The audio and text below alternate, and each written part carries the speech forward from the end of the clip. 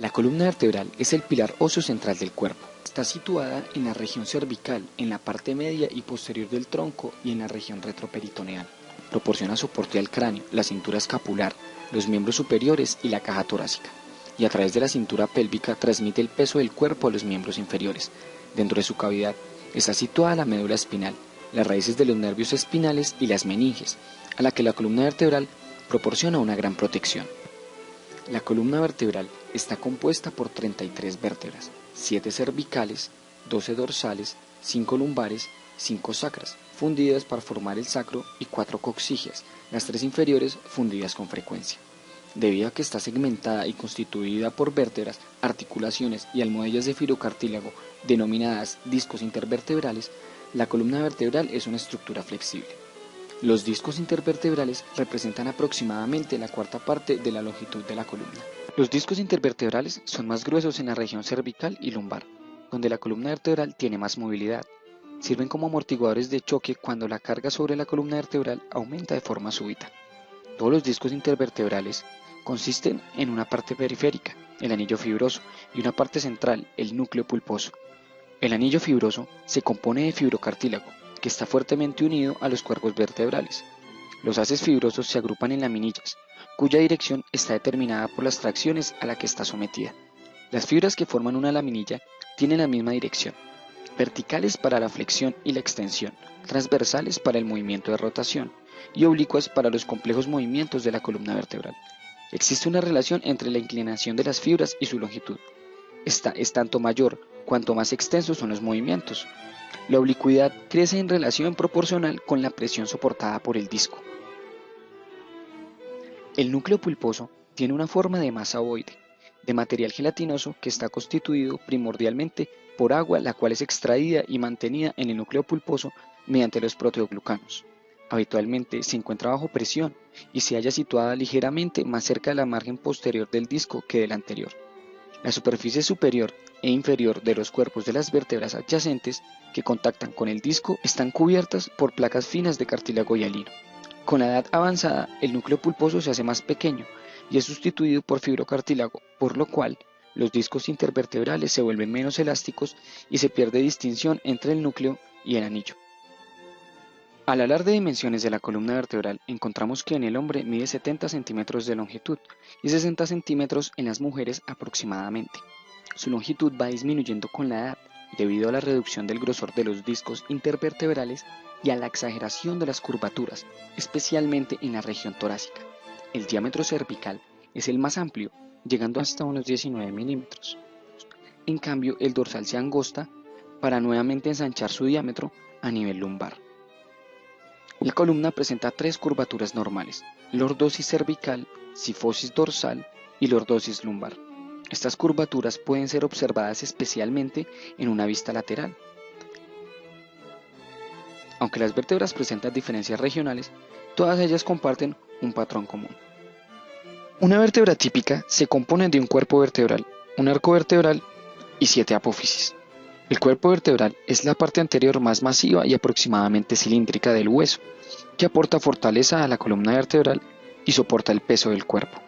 El tamaño de los cuerpos vertebrales va aumentando a medida que desciende por la columna, sobre todo desde T4 hacia abajo, ya que cada una soporta progresivamente algo de peso. El arco vertebral se halla por detrás del cuerpo vertebral y está formado por 2, izquierdo y derecho, pedículos y láminas. Los pedículos son apófisis cilíndricas cortas y robustas que se proyectan hacia atrás a partir del cuerpo vertebral y se reúnen para constituir 2 láminas óseas planas y delgadas denominadas láminas, que confluyen en la línea media. El arco vertebral y la cara posterior del cuerpo vertebral forman las paredes del agujero vertebral. La sucesión de agujeros vertebrales en la columna vertebral articulada constituye el conducto vertebral, que contiene la médula espinal y las raíces de los nervios espinales que surgen a partir de ella, junto con las membranas, tejido adiposo y vasos que las rodean y las sirven. Las escotadoras vertebrales son muescas que se aprecian a las vistas laterales de las vértebras en las partes superior e inferior de cada pedículo, entre las apófisis articulares superior e inferior, posteriormente y las correspondientes proyecciones del cuerpo vertebral anteriormente. Las escotadoras vertebrales superior e inferior de las vértebras adyacentes y los discos intervertebrales que las conectan forman los agujeros intervertebrales, donde se localizan los ganglios sensitivos de los nervios espinales y a través de los cuales surgen los nervios espinales de la columna vertebral con sus vasos acompañantes. 7 apófisis surgen del arco vertebral en una vértebra típica. Una apófisis espinosa media que se proyecta hacia atrás, desde el arco de la vértebra en la unión de las láminas. 2 apófisis transversas que se proyectan posterolateralmente desde las uniones de los pedículos y las láminas. 4 apófisis articulares, 2 superiores y 2 inferiores, que se originan también en las uniones de los pedículos y las láminas. Cada una de ellas posee una superficie articular. Las apófisis espinosas y transversas proporcionan inserción a los músculos profundos del dorso, ejercen la función de palanca y facilitan la acción de los músculos que fijan o modifican la posición de las vértebras. Las vértebras cervicales son el esqueleto de la región del cuello. Son las más pequeñas de las 24 vértebras móviles. Se caracterizan por un agujero transverso en sus apófisis transversas, donde atraviesan las arterias y venas vertebrales, excepto en C7. Poseen 2 tubérculos, uno anterior y posterior, para la inserción muscular. El tubérculo anterior de C6 se denomina tubérculo carotídeo por el paso de la arteria carótida interna. C7 es una vértebra caracterizada por una apófisis espinosa prominente. Por ello recibe el nombre de vértebra prominente, la cual es palpable en la parte posterior inferior del cuello.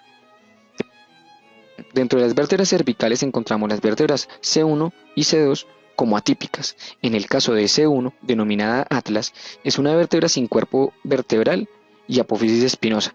Posee 2 masas laterales que cumplen la función del cuerpo y soportan el peso del cráneo. El atlas es la vértebra cervical más ancha, que corrobora con la acción de palanca de los músculos. Las caras articulares superiores del atlas se articulan con los cóndilos occipitales, ubicados en los lados del agujero magno en el hueso occipital del cráneo. Poseen también una cara articular para el diente del axis, la fosita del diente. Su arco posterior, en su cara superior, posee el surco de la arteria vertebral y el nervio C1. El axis, o vértebra C2, es la más robusta de las vértebras cervicales. Posee 2 caras articulares planas sobre las cuales gira el atlas, permitiendo el llamado movimiento del no. Su característica más relevante es su apófisis odontoides, o diente del axis, el cual se articula con la cara posterior del arco anterior del atlas mediante el ligamento transverso del atlas. Las vértebras torácicas tienen como característica principal las fositas costales que proporcionan alojamiento a las costillas, formando una articulación con estas. El mayor grado de rotación lo permiten las 4 vértebras torácicas. Las vértebras T1 a T4 comparten algunas características con las vértebras cervicales. T1 es una vértebra torácica atípica, puesto que posee una apófisis espinosa larga y prominente como la de C7. T1 también posee una fosita costal completa sobre el borde superior de su cuerpo vertebral, destinada a la primera costilla, y una hemifosita en su borde inferior que contribuye a la superficie articular de la segunda costilla. Las vértebras T9 a T12 presentan algunas características de las vértebras lumbares. Ellas también poseen apófisis mamilares. La mayor parte de la transición en las características de las vértebras, desde la región torácica a la lumbar, ocurre a lo largo de las vértebras T12.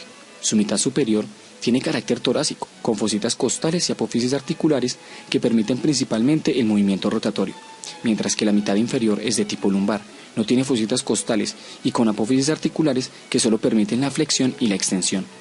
Debido a esta transición, T12 es una de las vértebras con mayor frecuencia a fracturarse. Las vértebras lumbares se hallan en la parte inferior del dorso, entre el tórax y el sacro. Estas vértebras tienen un cuerpo mucho más voluminoso con respecto a las demás, debido a que son las que soportan mayor peso. Primordialmente, en las apófisis transversas de las vértebras lumbares se encuentra una apófisis accesoria que proporciona inserción a los músculos intertransversos. En la superficie posterior de las apófisis articulares superiores se encuentran las apófisis mamilares, donde se insertan los músculos multífidos e intertransversos de la espalda. La vértebra L5, que se distingue por el gran tamaño de su cuerpo y de sus apófisis transversas, es la mayor de todas las vértebras móviles. El cuerpo de L5 es notablemente más profundo en la parte anterior. Por lo tanto, es la causa del ángulo lumbosacro, que forma el eje largo de la región lumbar y del sacro. El sacro tiene una forma de cuña, suele estar formada por 5 vértebras fusionadas en el adulto. Está localizado entre los huesos ilíacos y forma el techo y la pared posterior superior de la mitad posterior de la pelvis. La forma triangular del sacro representa la rápida disminución del tamaño que experimentan las vértebras sacras. La masa inferior del sacro está disminuida debido a que éste no soporta peso. La característica principal del sacro es el conducto sacro, que es la continuación del conducto vertebral, el cual tiene hilas de raíces de los nervios espinales que surgen por debajo de L1. Este recibe la denominación de cola de caballo y desciende más allá de la finalización de la médula espinal. En las superficies anterior y posterior del sacro encontramos 4 agujeros, por donde surgen ramos anteriores y posteriores de los nervios espinales. Tiene una base formada por la cara superior de la vértebra S1. Sus apófisis articulares superiores se articulan con las apófisis articulares inferiores de la vértebra L5. El borde anterior sobresaliente del cuerpo vertebral de la vértebra L1 se denomina promontorio del sacro, un importante punto de referencia obstétrico, y también posee un vértice el cual se articula con el coxis. El ángulo lumbosacro varía de 130 grados a 160 grados. En la mujer es más frecuente que la anchura del sacro sea mayor que su longitud, pero el cuerpo de la vértebra S1 suele ser mayor en el hombre. En la superficie pélvica del sacro en el adulto hay 4 líneas transversas que indican el momento en que se produjo la fusión de las vértebras sacras. En el niño las distintas vértebras sacras están conectadas por cartílago hialino y separadas por discos intervertebrales. La función de las vértebras sacras comienza después de los 20 años. La cara dorsal del sacro tiene características importantes. Es rugosa, convexa y presenta 5 crestas longitudinales. La cresta media sacra, que representa las apófisis espinosas fusionadas de las 3 o 4 vértebras sacras superiores. S5 no tiene apófisis espinosa. Las crestas sacras intermedias, que corresponden a las apófisis articulares fusionadas. Las crestas sacras laterales son las puntas de las apófisis transversas sacras fusionadas. Encontramos también el hiato del sacro. Se produce por la ausencia de las láminas y apófisis espinosas de S5 y a veces de S4. Este hiato lleva al conducto del sacro. Las astas del sacro, que representan las apófisis articulares inferiores de S5. La parte superior de la superficie lateral del sacro tiene una cara auricular que corresponde a la articulación sacroiliaca, la cual está cubierta por cartílago hialino. El coxis es un pequeño hueso triangular que está formado por la fusión de 4 vértebras. La superficie pélvica del coxis es cóncava y relativamente lisa, y la superficie posterior presenta una apófisis articular rudimentaria. CO1 es la vértebra más voluminosa y ancha de las coxigias. Sus cortas apófisis transversas están conectadas con el sacro y sus rudimentarias apófisis articulares forman las astas coxigias que se articulan con las astas del sacro. Las 3 últimas vértebras coxigias a menudo se fusionan durante la época media de la vida. La columna vertebral presenta diversos ligamentos que refuerzan su acción y mejoran su estabilidad. Ellos son los ligamentos longitudinales anterior y posterior, el ligamento amarillo, el ligamento supraespinoso y el ligamento interespinoso. Los ligamentos longitudinales anterior y posterior discurren como bandas continuas por la superficie anterior y posterior de la columna vertebral, desde el cráneo hasta el sacro. El ligamento anterior es amplio y está fuertemente conectado en la cara anterior y los lados de los cuerpos vertebrales a los discos intervertebrales. El ligamento posterior es débil y estrecho y está unido a los bordes posteriores de los discos. El ligamento supraespinoso discurre entre las puntas de las apófisis espinosas adyacentes. El ligamento interespinoso conecta las apófisis espinosas adyacentes. Y el ligamento amarillo conecta las láminas de las vértebras adyacentes. Cabe anotar que en la región cervical los ligamentos supraespinosos e interespinosos se hallan muy engrosados para formar el fuerte ligamento de la nuca. Existen 2 clases de articulaciones craniovertebrales: las articulaciones atlanto-occipitales, formadas entre el atlas y el hueso occipital, y las articulaciones atlanto-axoidales, entre el atlas y el axis. El cráneo IC1 está conectado también por las membranas atlanto-occipitales anterior y posterior, que se extienden desde los arcos anterior y posterior de C1 hasta los bordes anterior y posterior del agujero magno. Las membranas anteriores están compuestas por fibras anchas, densamente entrelazadas, especialmente en la zona central, donde continúan con el ligamento longitudinal anterior.